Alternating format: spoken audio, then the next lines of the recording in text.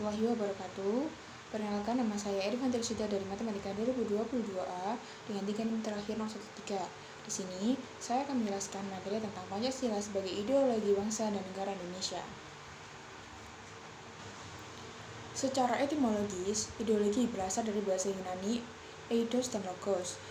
Ideo berarti cita-cita dan logos yang berarti ilmu, pengetahuan, dan paham. Jadi, ideologi adalah seperangkat nilai, ide, dan cita-cita yang tersusun secara sistematis sebagai hasil gagasan pemikiran yang mendalam dan diyakini kebenarannya, sehingga dijadikan petunjuk, pedoman untuk menyelesaikan berbagai masalah dalam kehidupan bermasyarakat, berbangsa, dan bernegara. Ideologi dianggap sebagai perangkat prinsip pengarahan yang dijadikan dasar serta memberikan arah dan tujuan untuk dicapai dalam melangsungkan dan mengembangkan hidup dan kehidupan nasional suatu bangsa dan negara. Dalam pandangan Ribeiro, ideologi sebagai suatu paham mengandung unsur-unsur. Yang A. Pandangan yang komprehensif tentang manusia, dunia, dan alam semesta dalam kehidupan. B. Rencana penataan sosial politik berdasarkan paham-paham tersebut. C. Kesadaran dan pencanangan dalam bentuk perjuangan melakukan perubahan-perubahan berdasarkan paham dan rencana dari ideologi tersebut. D. Usaha mengarahkan masyarakat untuk menerima ideologi tersebut yang menuntut loyalitas dan keterlibatan para pengikutnya.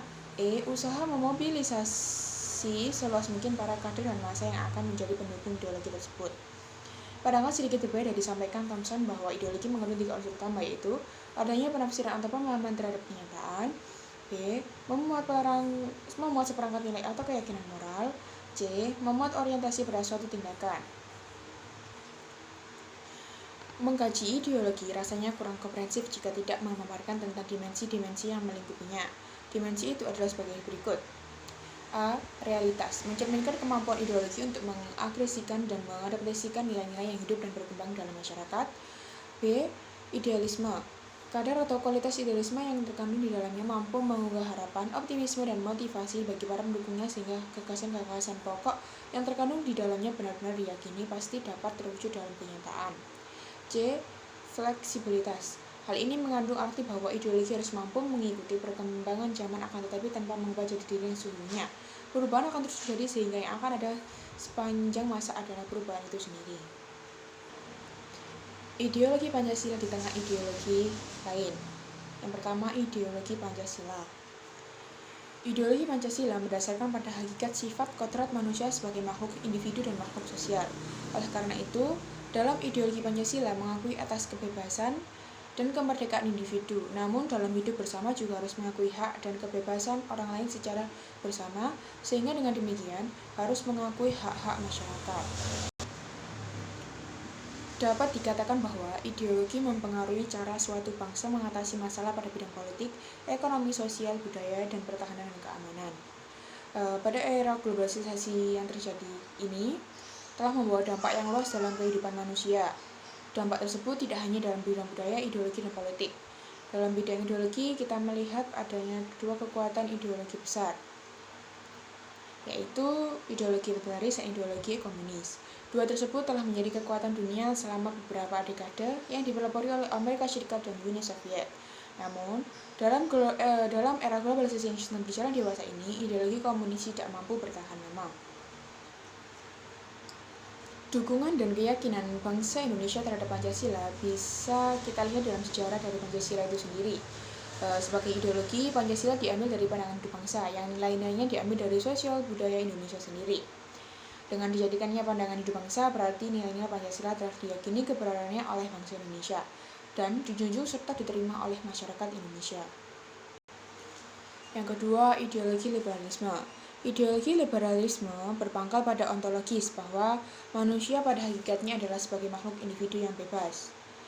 Manusia menurut paham liberalisme mengandung arti bahwa manusia sebagai manusia pribadi yang utuh dan lengkap dan terlepas dari manusia lainnya.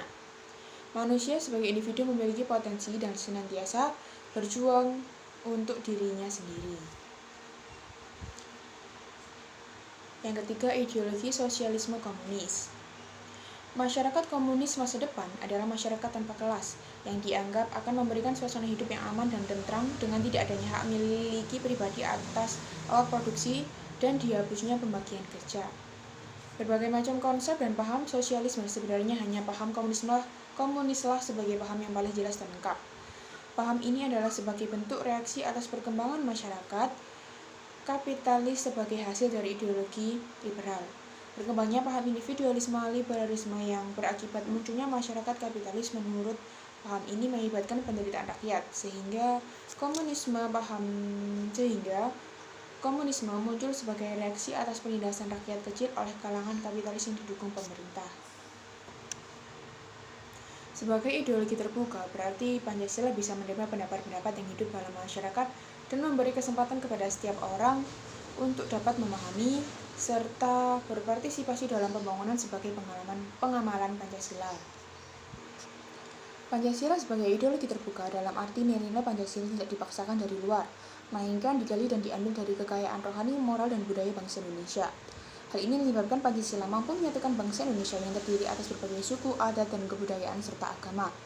Berdasarkan persamaan masa lampau dan cita-cita ke masa depan, sebagai ideologi terbuka berarti Pancasila bisa menerima pendapat-pendapat yang hidup dalam masyarakat dan memberi kesempatan kepada setiap orang untuk dapat memahami serta berpartisipasi dalam pembangunan sebagai pengamalan Pancasila.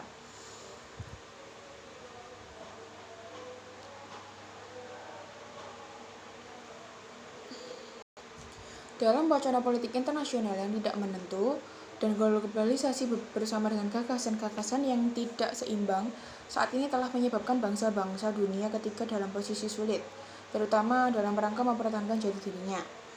Hal ini karena politik internasional dan globalisasi adalah sebuah proses menaklukkan budaya. Upaya mempertahankan jati diri ini adalah mekanisme melestarikan diri sebagai sebuah bangsa. Bangsa yang takluk secara budaya, disukai atau tidak, akan mengambil budaya penakluk tersebut tanpa melalui sebuah proses kreatif. Proses kreatif bangsa adalah upaya bangsa untuk melakukan evaluasi diri secara terus-menerus, keberanian meninggalkan aspek-aspek negatif budaya sendiri dan mengambil aspek-aspek positif budaya mainstream, serta mengambil keputusan atas postur budaya mereka sendiri dengan penuh tanggung jawab. Peran kreatif manusia harus dipandang sebagai peran utamanya sebagai makhluk sejarah. Menjadi kreatif berarti mengambil keputusan untuk bertanggung jawab.